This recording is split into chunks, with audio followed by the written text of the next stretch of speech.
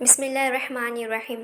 السلام علیکم ناظرین، میری آپ سے گزارش ہے کہ آپ نے ابھی تک میرا چینل سبسکرائب نہیں کیا تو آپ ابھی میرا چینل سبسکرائب کر لیں اور ساتھ میں بیل آئیکن کو کلک کر لیں تاکہ میرے آنے والی ویڈیو جلد آپ تک پہنچ جائے۔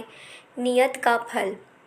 پانی یوں تو سب جگہ بڑی چیز ہے، مگر ریتیلے، گرم اور خشک علاقوں میں تو خدا کی بڑی ہی نعمت سمجھا جاتا ہے کہ وہاں نہ دریا ہے، نہ کنویں، نہ نہریں، بس جہاں کہیں تالابوں، جوڑوں میں مینا کا پانی جمع ہو جاتا ہے، سب اسی کو دور دور بھر کر لے جاتے ہیں۔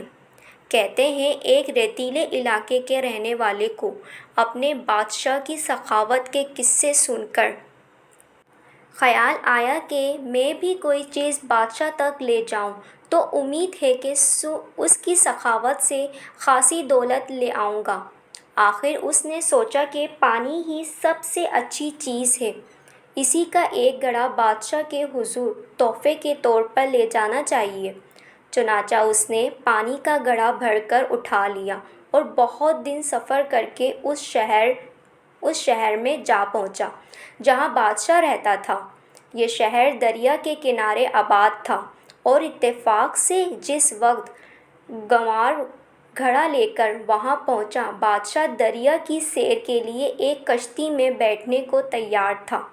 گنوار بھی جلدی سے کشتی تک جا پہنچا، لیکن دریا کو موجیں مارتے اور ہزاروں آدمیوں کو اس میں تیرتے دیکھ کر نہایت شرمندہ ہوا کہ میں ایسے بادشاہ کے لیے ایسی بے حقیقت چیز کیوں لے آیا؟ بادشاہ نے اجنبی گنوار کو کشتی تک آتے اور پھر حیران ہو کر کھڑا رہ جاتے دیکھ لیا تھا، اس لیے مہربانی سے پاس بلا کر پوچھا، تم کسے ڈھونڈتے اور کیا چاہتے ہو؟ گنوار نے عرض کی، بادشاہ سلامت، میں حضور کے لیے یہ پانی کا گھڑا مہینہ بھر کی راہ سے اٹھا کر لایا ہوں، مگر یہاں آ کر دیکھا تو یہ کچھ چیز ہی نہیں۔ یہ سن کر بادشاہ نے خزانچی کو حکم دیا کہ پانی دریا میں پھینکوا کر اس کا گھڑا روپیوں سے بھر دیا جائے۔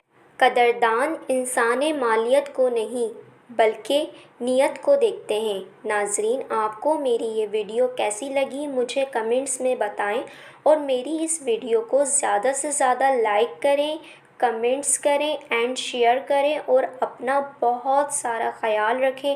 اللہ حافظ۔